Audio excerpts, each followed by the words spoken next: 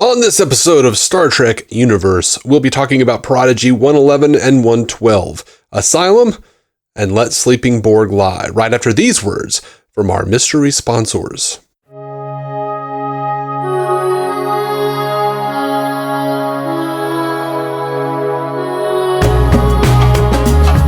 Welcome to Star Trek Universe, a podcast where you get to listen in on two lifelong friends talk about Star Trek like they always do. My name's Matthew Carroll. I am David C. Robertson. Buddy. What up? We got new Prodigy, new season. Not a new season, new half season. New half season, yeah. Which confused me. I knew it. We talked about it on the podcast, of course. I knew it was the second half of the first season, but still, I went to Paramount and I was like, why is only one season showing? Why can't I click on season 2 to find this new episode? This is bullshit. Yeah, it really was. Like, there's no season 2. What happened? Yeah. The website's glitching. And then I was like, oh, right, scroll down. Yeah. See, I forget that not all streaming services are created equal. Oh, Paramount is the worst. No, Peacock. Oh, I've not really used Peacock, so I can't speak to that. I don't agree that exists. Like, I go to Peacock and I'm like, okay, I watch the new Quantum Leap every week. Oh, I haven't caught it yet. Oh, it's pretty good. It's pretty good, and it's getting better. Yeah. But they have all of the original Quantum Leap, and they have the new Quantum Leap. And actually, now's a pretty good time to catch up if you're interested, because tonight is their fall finale. So they'll be, coming back in January or something like that. Okay. But yeah. So, but I watch it every week. So you would think, I sign into my account, it should have like the new episode up. Right. Absolutely. And it just doesn't. Yep. It just doesn't. And it has like, they tell me to watch the old Quantum Leap. I'm like, yeah, I've seen it. One of the worst for that sort of thing, the navigation. HBO is a really good streaming service. I really like it, but the navigation is terrible. Sometimes I can't figure out how to get to, like, if I fall asleep watching it and it misses a couple episodes, like, I can't figure out how to go back.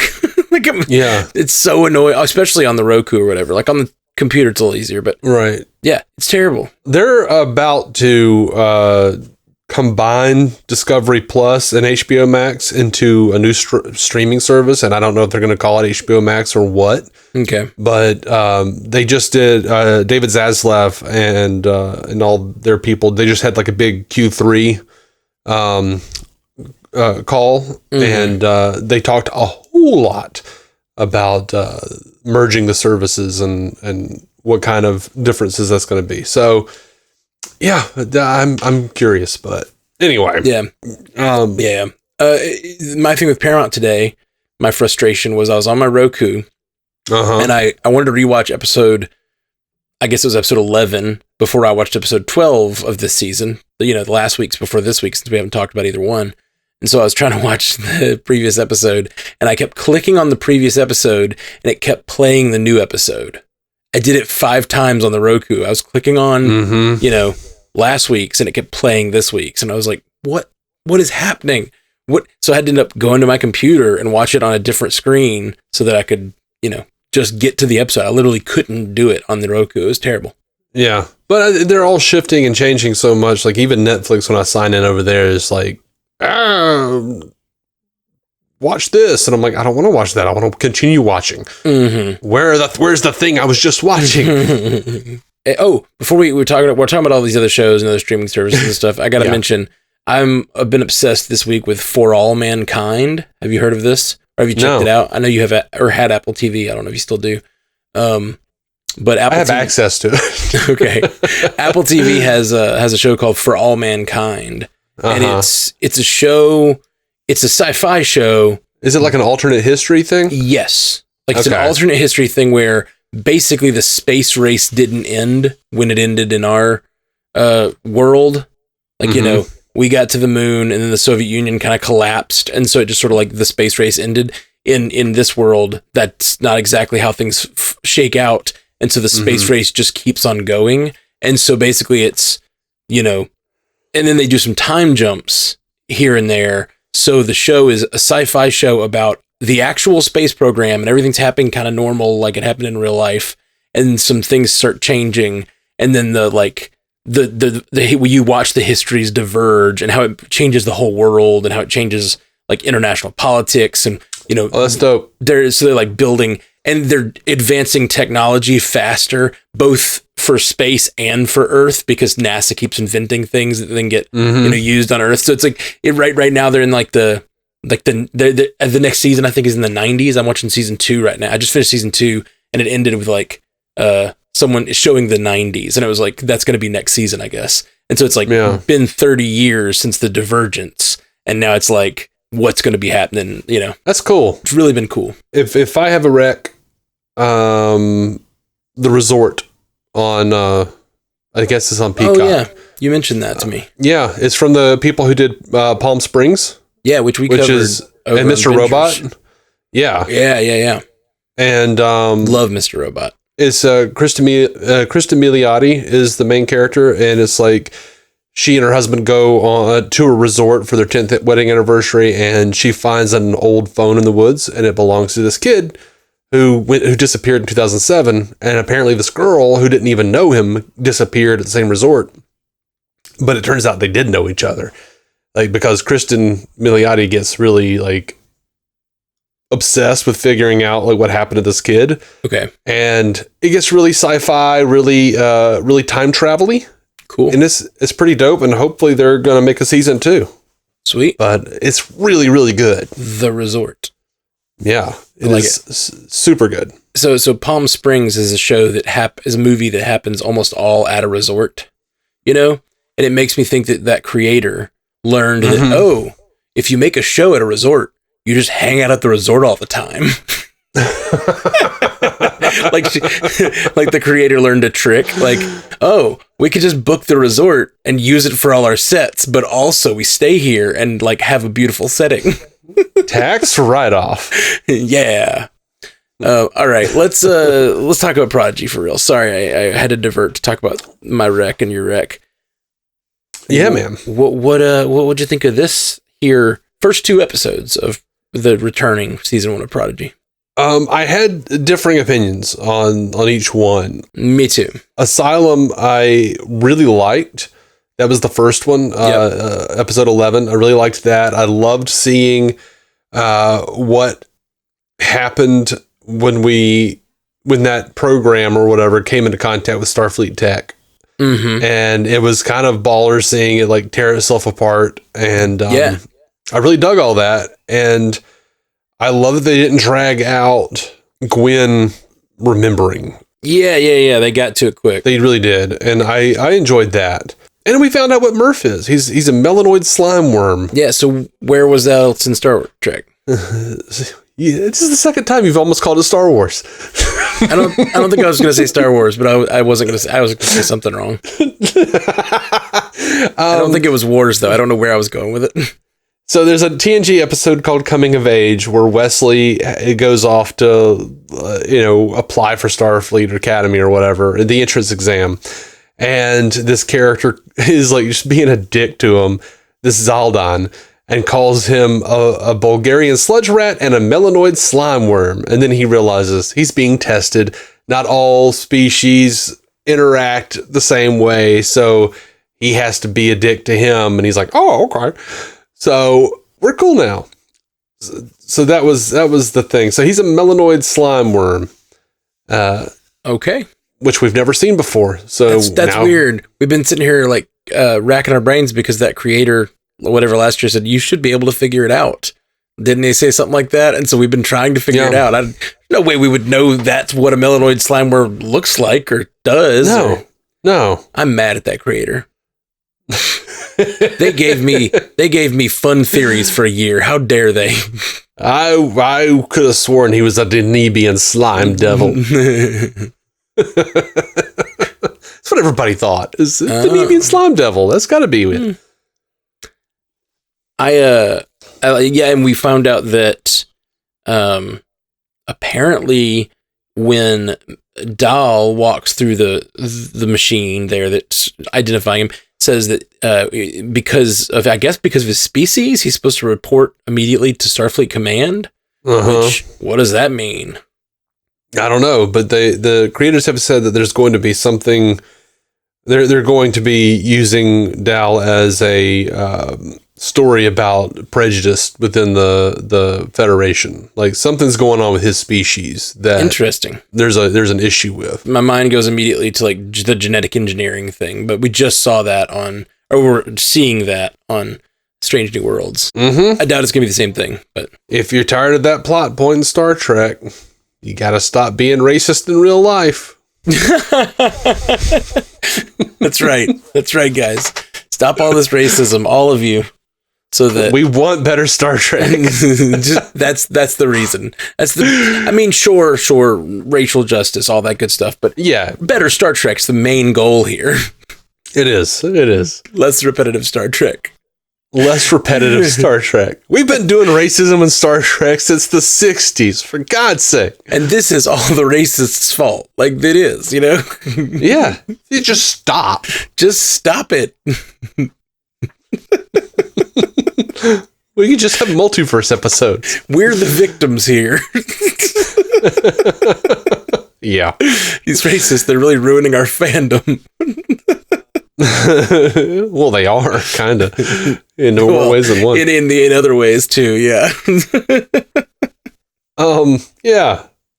So, this was kind of neat. The station's designation was CR721, which indicates that it could be part of the Pathfinder project that was trying to find Voyager way back in the day. So if it was that far out in the Delta Quadrant, that would, be a good reason why it wouldn't have connected to all the other Starfleet stuff. Right. I was wondering about that because the whole point of the weapon is that it reaches a Starfleet thing and then spreads. But I guess this command, like whatever, communications relay didn't get that.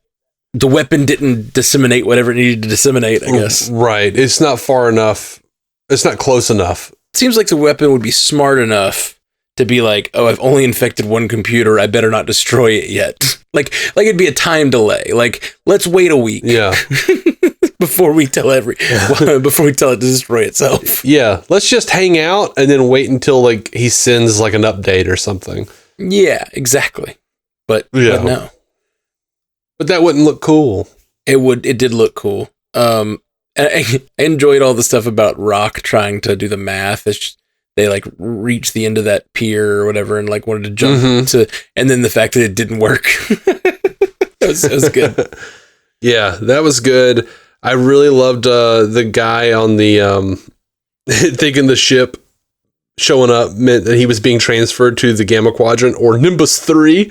Do you remember Nimbus 3, like the planet of intergalactic peace, that like shitty desert planet in Star Trek 5? Yeah, vaguely, really vaguely. I know the name, but I can't really place the whatever. Yeah, it was meant to be like the planet of intergalactic peace, and there's like a Federation delegate, a Klingon delegate, and a Romulan delegate, and they're just stationed in this like mud hole. It's just like desert, and they're just sitting in a dirty bar drinking. And it's just like this terrible failed experiment from those three organizations. Mm-hmm. And there's just like random people wearing rags and carrying guns around like a desert town. Well, that didn't work out. So that's a Star Trek 3 reference. I feel like Star Trek 5. Oh, I'm sorry. I thought it was 3. Okay, well, I feel like the Star Trek 4 reference was Saving the Whales. What was the Saving the Whales thing? It was the beginning of Asylum. They were just saving whales. Like they were on a water chase with some whales that were being overhunted, and they saved a pregnant whale and moved it to a different part of the water. That was fun. Yeah, I forgot about that. Yeah. But they totally solved the sub. So they totally like when Hologram Janeway was like, "You almost broke the Prime Directive." They totally broke the Prime Directive. I didn't see if they caught the sub or not, but they definitely saw a whale disappear into a shimmer of light, which still feels like you're dancing on the line there, buddy. Yeah. Have them worshiping disappearing whales. Yeah. It's like, and I had the same problem there with like, I really wanted to Remember Star Trek Into Darkness? When at the beginning, when like they have to like reveal themselves to that planet, and they just to save Spock. Yeah, and then we see them like killing their gods, like throwing down their idols and like drawing the Enterprise into sand or whatever. Yeah. I want to go back to that planet and see what happened now. Really, for real. Please give me that gun. Yeah. I want to tell you about an episode of the Orville, but I feel like it'll spoil it for everybody, so I guess I won't. There's an episode of the Orville that something similar happens. Okay, skip forward 30 seconds if you don't want to know. I don't think Dave cares about the spoiler. I don't. Skip forward 30 seconds if you want to know about this episode of the Orville. There's an episode of the Orville where someone goes back in time, or they don't go back in time. They land on a planet that turns out is out of phase with our reality. It's like one of those planets that comes back into phase or whatever. Yeah. And they land there, and she decides to save a little girl who's fallen. She causes a girl to fall. She sees that she's like broken her leg. It's like a little, like village society or whatever, and she saves her with her like, magical medical device. And then they get off the planet, and then it goes out of phase. Then it comes back, it's advanced 200 years, and it's like medieval times, and she is the god that they're all sacrificing people to. They're like cutting them and saying like, Kelly will heal you. If Kelly doesn't heal you, then we will, whatever. So they like, if Kelly doesn't heal you, then we'll kill you. And so they're like using her as like a cudgel to beat the population down. And then they leave and come back, and it's like, I don't know, Vatican times or whatever, and she's like the god that the whole like, I don't know, sort of a Catholic analog church is it's really great. And they just keep phasing out of reality and every 3 days they advance like 200 years or whatever. And it's like they're sitting there like, how do we stop it? Every time we try to fix it, we just make it worse. Yeah. So it was great because it like takes that idea of the Prime Directive and it contained it into this like really tight 45-minute episode where you see what happens at each stage of development. It was really cool. Yeah, that's fun. Yeah. That's good. And it ends like just absolute French kiss. Like just really, really good. Yeah. Don't tell me. I might actually watch it now. Yeah, you should. It's a really good episode. Yeah, you've told me a few things about the Orville that made me go, damn it. Yeah, it's always those specific, like, I think it's a good show and it's great. Like, I like the overarching stuff that happens, but like above all, it just has some really tight episodes that like really, really sing. But yeah, so I thought this was a perfectly good episode. I enjoyed it, and I like that Gwen remembered. Like I said, I don't remember much more that happened, though. Do you? Is there something I'm forgetting? What, in the second episode? Or the first episode, in episode 11. Yeah, these are so short, man. They're so short. No, I watched it again, and it was like felt like nothing happened at all. I liked the Jenkum Pog finding out he was a founding member of the Federation, his species, and he's like, Tellarites got sway. Yeah. That was good. They were racking up good deeds at the beginning. Like they were doing the whale thing, but he says they're like going around trying to rack up good deeds. I liked when the freaking ship started to malfunction and it started firing burnt hot dogs out of the replicator. Yeah, and I was like, that's not wrong. That's just better hot dogs, right? Like the burnt ones? Yes. See? I like burnt hot dogs. I like burnt a lot of things. Yeah. I love me some carcinogens on my food. Yeah, man. Give me ash. That's right, man. You got to burn the shit out of your food. And then after you eat it, you go outside, you smoke a cigarette. Yep. I did that this week with a freaking taco. I normally do a taco meat, like I'll make turkey meat and I'll put taco seasoning on it. And I normally like keep it to where it's kind of wet because I'm not only cooking for other people, but I know I like it really burnt.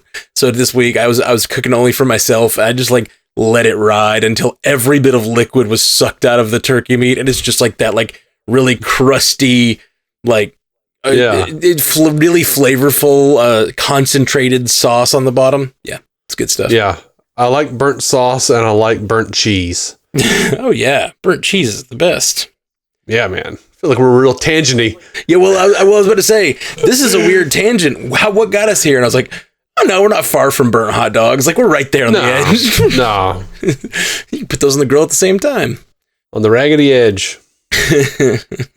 Another line I liked in that first episode is, your logic is not sound. And I think he's talking about, like, jumping from the ship or something. No, your rebuttal is correct, but nonsense. Well, he says your logic is not sound, and he says, in space, there is no sound. And he says, he says that line. That's right. What does he say? Your rebuttal is what? Your rebuttal, she says, Zero says your rebuttal is correct, but nonsense. Yeah, I loved that. In space, there is no sound. Yeah, that was fun. I like how dumb Dal is sometimes. Yeah, it's fun. So the second episode, I didn't like as much, but... Yeah, I didn't either. I feel like maybe this was my fault. Or maybe it was the episode's fault. Like, generally speaking, when I watch a show, I complain if they are too heavy-handed on the exposition. But I feel like they didn't give me exposition. Or maybe they did and I didn't get it. But I actually kind of looked around after seeing people talking about this conspiracy, this thing that's happening with Prodigy. So they find a Borg cube. Okay. And they go over there, right? To do whatever the hell they're doing, to try to figure out this weapon. And all the drones are asleep. That's pretty normal. And then, I didn't hear them in this episode say that there was what was it called? The neurolytic virus or whatever it was that caused them to not be able to use their nanobites, because like they're grabbing the kids and they're taking them and they do like the James Bond, like strap them to the thing. Oh, I didn't hear him say that either. Yeah. Yeah. And I'm like, why don't they just like stick the tubes in their neck? Like, I feel like that needed to be. But yeah, they said the thing about the neurolytic virus. I did not hear them say specifically that would not allow them to use the nanites or whatever. Right. But so this is clearly, obviously, after Voyager, and that's where that virus came from, the neurolytic virus, because Admiral Janeway came from an alternate future to get herself assimilated to make sure the crew got home quicker. But she gave herself some sort of neurolytic virus that shut down all the Borg. That's why we have what we do in Picard, where the Borg are essentially decimated for the most part, because they can't talk to each other. Gotcha. They're dormant. So and they're apparently much less efficient assimilators. The theory, though, that has pretty much now been confirmed by the showrunners is, iffy, but like maybe, sort of playing coy with us, but I guess it is. This is the artifact from Picard. Those kids found the artifact, and by Zero waking them up again, set them on the path that would inevitably bring it to what happened in Picard, where they were assimilating more people, and then they found there was the whole thing with Zhat Vash. The Romulan shit and all of that. So like the showrunner was like, yes, this is because everyone's talking about like, this is super dark if this is true. And the showrunner was like, yes, but if it's true, that means that inadvertently the crew of the Protostar saved the universe, because without waking up that Borg, they would have never had that interaction with the Romulans. And then the Romulans, we would have never known this was going to happen. Yeah. So yeah, it made me like it a little more, but that speech that Zero gives at the end, where she's like, "I have found my blah," that was annoying. It was really cheesy. Yeah, there was a lot of cheese in this episode. It was cheesy. I will admit. I just thought generally this episode felt a lot more like a kid show. And it felt a lot less impactful overall. Like they found out a little bit more about the weapon, and that's about it. Yeah. And Zero got new hands. Zero got, yeah. they found their collective. Yeah. And I kind of wish the hands had looked a little more Borgy, because it would be cool if from now on Zero had like some kind of like Borg looking tech. And I know it kind of does, but like it's sort of just like Zero tech, but in like a Borg shape almost. Yeah. I know they're doing that because they want the character to have this like visual language, but like it would have been cool if she like looked like she had Borg, or they, right? If they appeared to have Borg. Also, that Borg tech. Drill hand thing, it didn't look like a drill. I guess it looked like, when you have a kid and you buy them like a play drill from play school. Yeah, 100%. It was very, very large, like dull, not a sharp drill at all. It's like you're trying to drill with a banana. Yeah, it's like, it's a sonic drill. All right, doctor. Yeah. Did you like Jason Alexander here as the Tellarite doctor on the whatever it was called, the Dauntless? Oh, that was Jason Alexander as the doctor? I did not know. I didn't know. So really? I just thought he was okay, honestly. I didn't think he was great. But like my pure assessment, not knowing who it was playing him, just like being like, oh, it's a guy. I was like, well, I see what they're going for. Grumpy doctor, cool. But I didn't like feel for him yet. But that would have made me pay more attention. I will say mixed. I feel like mixed results.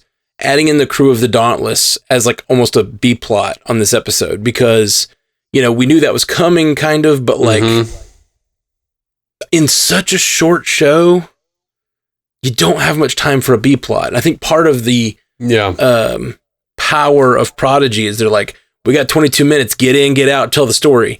When you got a 45-minute show, you can spare 10 minutes on a B plot. But yeah, I don't know. I'm a little worried that it's gonna like make it feel like they're giving each of these stories even less time to develop, which I don't love that idea. But I really liked seeing the other crew, so I don't know. Yeah, I get that too.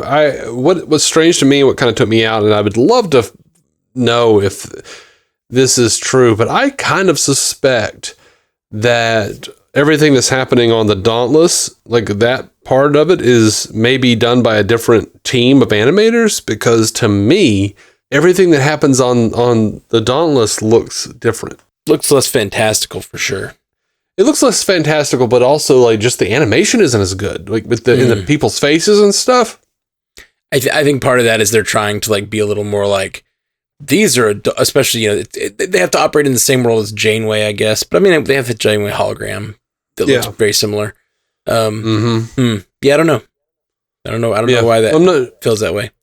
I'm not sure if that's true or if I just cooked that up, but Bethany saw it too, so. Interesting. It's pretty likely that, if you have two animation, like if you have an animation studio, it's pretty likely you would give one group of animators one thing and one group of animators another. That happens all the time in this kind of media. I just don't know how bifurcated their like studios are. If it's like they just have literally a different team on it, or if it's literally two different studios or whatever. It's very, very, very possible that there's some sort of separation there. So we have whatever his name is, the bad guy, John Noble, the diviner. Was that his name? Yeah, we have him. We don't know if he's remembered or if he is going to play some like, they stole my ship, which Janeway knows it's not his ship, but he's gonna play the victim for a minute, I imagine. Yeah, I think so too. Or he'll play, like, or they destroyed my colony or whatever. Like, yeah, because they found him on that colony. So I think they're definitely, and they already said that they stole my daughter. So that's a whole big piece of it. Yeah. I liked it, and we got the Captain Chakotay would never do this. Whoever's captaining that ship, they must be stopped. So it's setting up this sort of antagonism that we were expecting fully, that like at first they're going to be running from Janeway, and then eventually they'll figure that out. But yeah, I can't believe they let Robert Beltran be on the show. Who's Robert Beltran? Sorry. He's the guy that plays Chakotay. Oh. Why? Oh, he's like Dean Cain or something. Like, whoo. Go look his stuff up on Twitter, man. He's like tinfoil hat kind of guy. Like, oof, buddy. Yeah, I guess I don't know. I know Dean Cain has right-wing leanings, but I don't know if he's tinfoil hat. I don't, Oh, Dean Cain's crazy as shit. There are different levels of like, and Kevin Sorbo, Dean Cain, that kind of right. Well, like all of those guys, I know they're right-wing, which half the country is. So some people are going to be that way, but some people are that way, and I think it is becoming. Well, that's why I specified tinfoil hat. I hear you. I just didn't know that. I didn't know that about any of those guys, really. I know they're all right wing, or I didn't know Chakotay was, but yeah, interesting. Yeah. So if they suddenly write out any plot regarding him, you'll know why. Too difficult to work with. These days, it's harder and harder. I mean, and this is why on the shows, on all of my podcasts, I'm a little more okay talking about it, because it's harder to understand a reasonable human being. Yeah. Like being right wing. Yeah. It really is. So. Yeah. It's just that so many, like, I get like fiscal conservatism to some degree, but absolutely. That's why I was trying to say, like, yeah, I know Dean Cain's a right winger, but I don't know if he's like, I grew up Republican and I believe in fiscal conservatism, or if he's like, I don't think he's quite as far as Ricky Schroeder. It's not like Mike Lindell or whatever. Right. Like, he's not like walking into federal buildings with guns and acting like, right. Got his TikTok open, like, they won't let me in. I'm not wearing a mask. Yeah, it's just so sad and it's so predictable that so many people that are kind of that age, a lot of them that maybe even used to be a little more consider themselves liberal when they're younger, they just sort of turn conservative. It's purely because they don't like that things are changing and they're getting older. Like it's just they're getting older and you just have to keep your mind where you can still accept new information, or you become a plague on society, basically. A plague on all your societies. Yeah, it honestly bothers me a lot. Like, and it's one of the reasons I very rarely go to Facebook, because I'll see like people I grew up with who are like just kids these days, and they're not even talking about politics. They're just like, kids these days, they do this and this, and I'm like, do you remember when we were kids and you hated how much adults said that shit? Yeah. And you were like, you're not even right. And how like they were just vastly incorrect in their assumptions about us. And now you're doing it to somebody else. Yeah, well, it's different. Now they're looking at screens. I'm like, we were sitting around watching MTV. What the hell? Yeah. Like we weren't much better. Yeah. If at all better. There are clearly issues with our world of social media and things that like, but like the problem is those guys that are on Facebook, it's saying like they're looking at screens. Like you're the one that, like a lot of the kids who grew up around it, clearly there are issues, but a lot of the kids who grew up around it learned how to navigate it. But like people that are a little older who didn't grow up around it and fell into it have no idea how to navigate it. And they refuse to learn new things like, assessing whether something is insane or not before you just believe it and pass it on your Facebook. I also think there's an air of there's a lot of people are sheep. And they see their peers, the people they grew up with, saying the same things. For sure. Like, yeah, nah, not really. No, it's just not. That's why I try to engage a little bit on Facebook with that kind of stuff, because I know that I grew up in a very, very Republican like culture and area, and so a lot of my friends are down that rabbit hole that used to be very like kind, compassionate people, and now they're like, half the country needs to die. And I'm just like, I just don't like, and I feel like I need to be the guy who's like, actually, that's not true at all.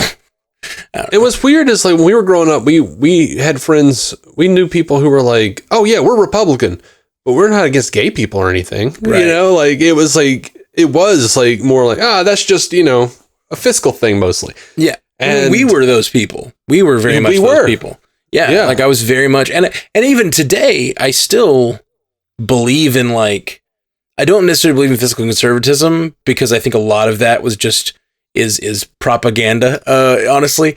But like everything's propaganda though. Yeah, for sure.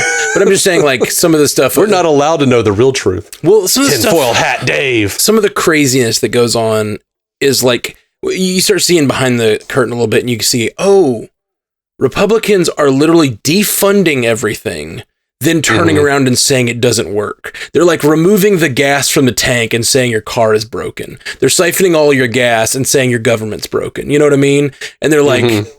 They're breaking it and then saying, see how government doesn't work? You should not take any of my money to do any of these good things. So it's like, I'm not saying you should like redistribute all wealth. Actually, I kind of do believe you should redistribute all wealth, but like it just, but there's, it's more complicated than what I was raised on, you know? And it took me getting away from, honestly, it took the insanity of Donald Trump for me to be like, oh, these guys are all foolish. Because the thing is, all those like fiscal conservative people that I still listened to back then, I didn't always agree with them, but I listened to them still. I would listen to, you know, radio shows and shit. They were all like, oh man, this Donald Trump guy's crazy. This rhetoric is dangerous. It's racist. It's this, it's that. And as soon as he won the nomination, they were all like, Lord Emperor Trump, what can we do for you? And I was like, oh, you guys are all, none of you have like any like stones whatsoever. Like you have no integrity. And it just it lost me completely for like, I won't vote for a Republican that supported Donald Trump for the rest of my life. Like if I can track down that they supported Donald Trump, they're done. They're dead to me. Yeah. Cause they all just fell in line and that is sheeple as fuck. They all thought he was dangerous. Every one of them.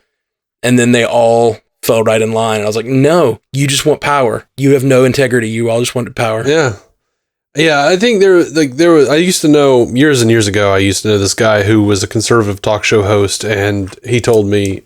By the way, we're probably done talking about Star Trek at this point, guys. Sorry, we're going to talk about. We'll get to Stu. We'll get to Stu in a second, who talks about some Star Trek. Oh, yeah. Sorry, Stu, you got to sit through this American politics. Yeah, I knew a guy, and he was a conservative talk show host, and he would get on there and be like, if Obama wins, blah, blah, blah, blah, blah. Right. All these awful things that are going to happen. So, and I was talking to him one day, and he was like, hey, I'll tell you the truth, man. I don't care who wins. I'm going to make money either way. Right. And I was like, oh, so this is a sham. Yeah. So what your beliefs are a sham? And he's like, Well, there's a certain point where you're just an entertainer. But the problem is when you're doing that in the political realm, and especially when you're doing it to demonize other people for entertainment. Yeah, that is when it gets dangerous. It's when it gets really dangerous. And again, these people that I disagree with, I don't demonize the people I disagree with, like, or try not to. Sometimes it's hard, but like, I try to be like, they're just really, they're lost. They're not hearing the right shit, man. Yeah, but yeah, like I was saying, that was like, I think a lot of the, you know, kids these days bullshit is really, it's like SNL. It's like how people are like, SNL hasn't been good in 20 years. Oh, so it's been 20 years since you've watched it. Cool. Yeah. And I mean, like, well, it's also like, oh, you mean you were 12? Like when you were 12, SNL is funny. Like it's the funniest it ever is. Cause it's like referencing all the stuff, you know, it's like right on the bleeding edge. Your brain is just developed enough to think it's hilarious. And then, like sketch comedy isn't like the height of all comedy, and you sort of like you age out of it, and then you'll see a funny sketch here and there. You know, Weekend Update's still funny or like whatever, but like, and oh my god, this last week's Weekend Update was it great? Freaking hilarious. I love Weekend so Update. Good. I love the I love when Michael Che makes Colin Jost read jokes that he wrote for him. Are they still apparently the hosts now? And apparently they both do that. Where like they write the jokes for each other. But Michael Che always gets over on him, like always. Michael Che wins that battle every time, and it's purely because of like, you know, straight white male syndrome. Like he can't there's nothing he could do that's as like savage as some of the stuff that Michael Che can do. It's just really good. Yeah, like Colin had to read one of his jokes that Michael wrote for him was that the use of the N-word has like skyrocketed 500% since Elon Musk took over Twitter, and he's like, people haven't used the N-word that much since I stubbed my toe last week. The one that I saw on TikTok this week that I just like could not stop is he made he was reading the cards, and he's like, well, I can't finish this joke. I'm too distracted. Who let a black man hold the cue cards? And then it cut to the guy holding the cue cards, and he's like looking really offended, and like it's like he's like having to say a racist thing directly to a man's face by reading the cards. It was so funny. The guy just acts really offended and storms off. Really good. But yeah, it was really solid this week. But I will definitely check it out. What's Stu say? What's Stu say? Sorry for the 10-minute completely non-Star Trek related thing there. Yeah, it's fine. I'm saying it's fine. Hey, and if you're out there and you didn't mind our political rants and you don't think we're lib cucks, go give us a 5-star review to counter the 10 1-star reviews we're gonna get. I've noticed so many alt-right people saying lib cucks lately. What is that about? I don't know. It's so funny. So this is part of an email that Stu sent us about Prodigy and Lower Decks, and I'm going to hit the Prodigy part. He says, "Good return, if again a weirdly quick resolution in terms of Gwen's memory erasure, which literally happened one episode prior. The crew encountering some official Starfleet personnel was fun, and the virus's effects are pretty terrifying in their effectiveness. I do worry that with that and Janeway finding the Diviner, if we're going to get a lot of dramatic irony based around Starfleet thinking the Prodigy crew are enemies with Diviner manipulating the situation. Although the fact they broke his mind and abandoned him alone kind of hurts their credibility as good guys. Rock wanting to narrow down her scientific field was fun, as was her doing the hangover math meme, and I hope it's a recurring plotline for her. Zero could have probably had a better answer for Gwen concerning her father than "I'll just say he can't hurt you anymore," which totally just sounded like a euphemism for him being dead. Since Janeway has more gray in her hair than when she appeared as an admiral in Nemesis, I assume she got demoted to vice admiral once Starfleet reviewed the logs on the Tuvix incident. Overall, it was a solid return and obviously a whole different phase of the story. And also, so last couple weeks, me and Stu have been, going back and forth a little bit, playfully, I'll say, insulting each other. Mm-hmm. And I believe last episode I did pirate Scottish. You gave him pirate Scottish voice. I must do a little. I was doing all that, and there's more leprechaun there. Yeah, it's more Irish, really, but well, I didn't want to just do fat bastard, my neck looks like a vagina, I didn't, which I think that was a joke that we had back in our college days, was that like, I think you came up with it, where it was like, I did. It's probably offensive, but yeah, the joke was, what's the difference between an Irish and a Scottish accent? And it would be something like, the Irish, it's basically the same accent. It's just the Irish are very happy about things, and the Scottish are very angry. Yeah, no matter what they're saying, Scottish sound angry, Irish sound. You could be like, "I'm going to kill you. I'm going to absolutely destroy you," and it sounds like very light. So there's light and fun murder talk, and the Scottish can be like, "I love you." Yeah, you are my world. That's my stand-up bit from when I was 18. But hey, it's still okay because they're white.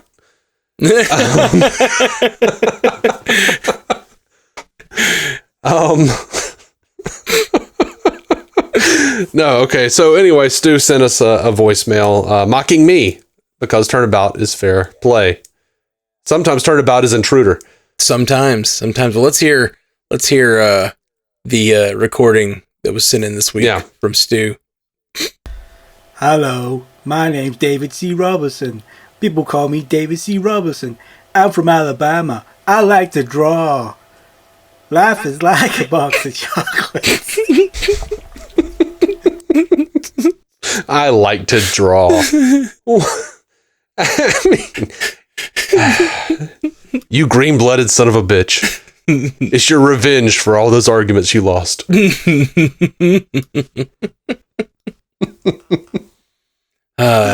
Very good reference there. Since Stu is definitely in your head. Stu is yeah, he's a little in my head. Stu, your Southern accent is so offensive. It like really does sound like he's. I know he's going for somewhere between he's doing Forrest Gump, yeah. But it's like it's really leaning into that like Southern people are mentally challenged. Yes, it did sound. It sounded more mentally challenged than even Forrest Gump. Than even Forrest Gump. Yeah, it did. So thank you for that. Thank you for that. I enjoyed it. So let write a note to Stu so when you wake up as him later, that he knows I appreciated it. Yeah, if you haven't heard the show and there's others, yeah, that's the joke is that Stu is part of my brain. Yeah, Stu is Dave's alter really ego. just me. He had great evidence on last week's episode. He had compelling evidence. If I didn't know the truth of some of the claims, I would be like, I would believe it. Hey, I just wanted to say, last week you said this, that I came up, or that it was my idea to Star Trek universe. That's not true. It was your idea. How so? It was your idea. We were bouncing around ideas. We never, I have the Marvel Cinematic Universe podcast. And you said, why don't we just call it the Star Trek Universe podcast? And I was like, oh, really? You wouldn't mind that? It feels like, we're using the other. He's like, yeah, it's fine. You were like, yeah, it's fine. You might not have liked it much, but you came up with it. Yeah, I didn't like any of the names that came up with, and I liked Star Trek Universe better than any of the others, I guess. But I don't remember coming up with it. I thought you came up with it. No, it was all you, man. But it did eventually lead to the Star Wars universe as well. It was just it became the naming convention for a little while there. Yeah, let's just do on brand because I'm too lazy to come up with anything else. Yeah, that's too what many happened. Star Trek podcasts too. Yeah, there are too many Star Trek podcasts. They're like Shuttle One and all these. Every clever name is taken. I'm like, I don't care. We were trying to come up with something clever, and one of my things was, I think part of the success of the Marvel Cinematic Universe podcast is we just called it what it was. So I was like, no, we need Star Trek in the title. It needs to just say it. Yeah. Because I think it was clever, like you just said. I don't know, is Shuttle One a real thing? I don't want to insult them, but I have no idea. There are a lot of there are a lot of Marvel ones like that too that just have some niche reference to one episode of Agents of S.H.I.E.L.D. and they made it their whole identity. And it's it's 10 years later, man, and no one remembers that episode, and now you've branded your show that way. So when we were naming, we were just like, yeah, it's the Marvel it's a Marvel podcast, Yeah. If I had to start a new podcast about Star Trek, I'd probably call it Things You Can Do with a Woman. from Charlie X. There are things you can do with a woman. Oh man, things you can do with a woman. A Star Trek podcast. Man, I was watching oh gosh, and you would have recognized it immediately. I didn't recognize it, but I was watching For All Mankind, which I mentioned earlier, and one of the astronauts turns to the other one and gives this really inspiring speech, and then the guy goes, "Is that from Star Trek?" She's like, yeah, and she names the episode and the air date and everything. Nice. Was it the Risk Is Our Business? I think it might have been. What episode was that? Oh God, let me think. I think what episode is that? How'd you do? Good job. How did you do that? That's a really good speech. It was Risk. He says Risk is our I think business. He says season 1, episode 23 or something like that. That sounds right. That sounds about right. Yeah, roughly, I guess. I don't know. She says it I don't know. She delivers it so beautifully. And it's probably better acting than what was done on Star Trek. Yeah. She delivers it so passionately and beautifully. And then the guy's like, "Is that from Star Trek?" And she's like, "Yep, 1963." I was like, "That's so good." It was so good. It was just 66, but yeah. It was really good. Yeah. It's a great speech. That's the first thing that I think of is when you say a great speech from Star Trek, I'm like, yeah, it has to be Risk is Our Business. Which makes sense with what they were doing or whatever, Because they're out there on the raggedy edge of space. It's been a lot of fun watching that show. The space travel is just so not comfortable. It's very much in a tin can. Especially the first season.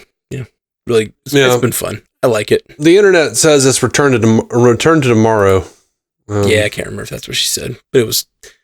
I thought if you said the name of the episode, I'd be like, yeah, that was what she said, but I can't remember. But anyway, I think you're right though. Yeah. There's even an alternate cut there's like, because they released some extra footage, some deleted scenes, and someone made an alternate cut of this, an expanded version of the speech. I sent that to somebody the other day. That's awesome. Yeah. That's a great speech. That's awesome. I'll have to go listen to it. All right, guys. Well, we are the Star Trek universe. Thank you for joining us today. Thanks, Stu, for writing in and calling in and insulting Dave.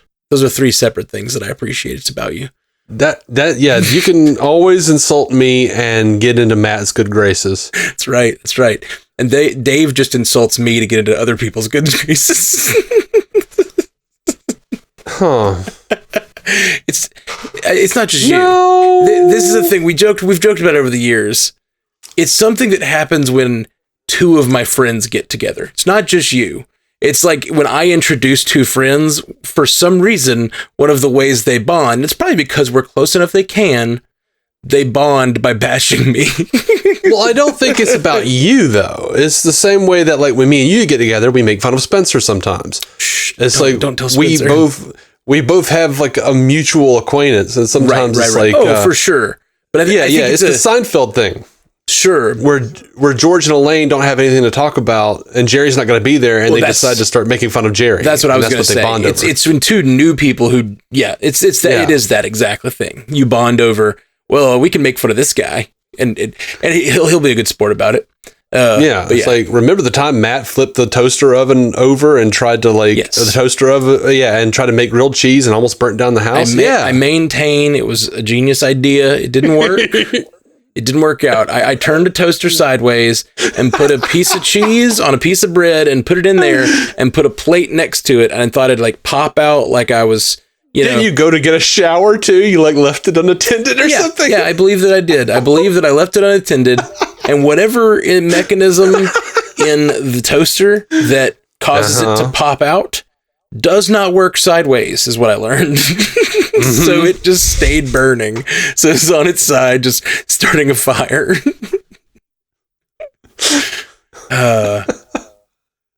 Good times. All right. Joel Untrue. Live long and prosper. Thank you for listening to the Star Trek Universe Podcast, a Stranded Panda production. If you'd like to hear more from David C. Robertson, check out the DC On Screen podcast or maladjusted.tv for his web videos. If you'd like to hear more from Matthew Carroll, check out the Marvel Cinematic Universe podcast or listen to his music. Just search for Matthew Carroll anywhere you get music.